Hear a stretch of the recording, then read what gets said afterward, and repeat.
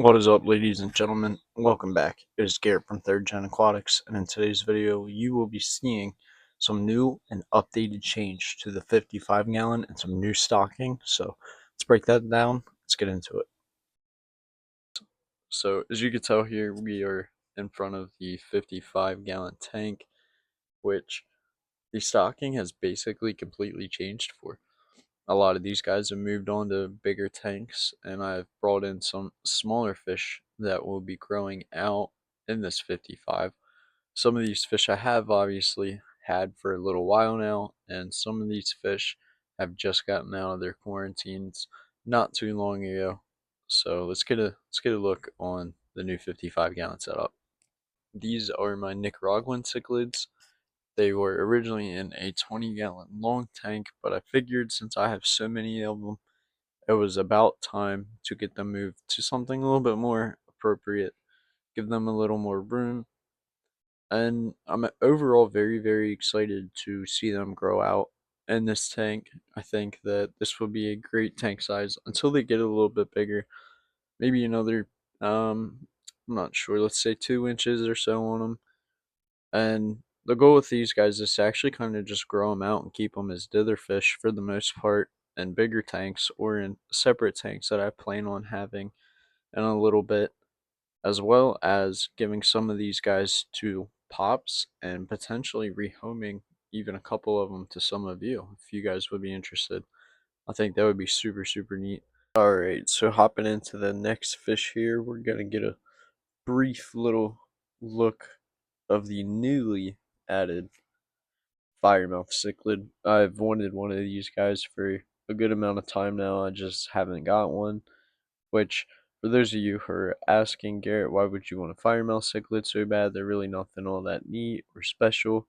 I like the coloration on them. I love the red chins or the orange chins and the bellies, and like the blue chin plate markings, or not chin plate, geez, gill plate markings. I don't know what it is about them, but I think it's very appealing. And I do apologize for the tank being a little bit messy here. I did just get done feeding them. But here we have my Geophagus sveni, and having a sveni is something that I've been excited about for a while. My fiance actually wanted this fish. She likes all kinds of Geophagas, but she's seen this one and seen the coloration and decided that this one was for her. Of course, we may have to get a few more for it at some point, but for now, we're just going to get this one. And here, go figure, messing with it, we can see one of my pesky viejas. I do have two silver Argentinians, or Argentinas, however you pronounce that. But I'm very excited about those silver cichlids. I cannot wait for them to get all kinds of the whites and the silvers and the grays and the other color ways and variables that I've seen them come in. I've never actually seen them before in person until I saw these little guys, just because I have heard for the most part that they are a rare species, I guess, within the area. Not too many people have them at a grown out healthy size, so I decided that I would get two.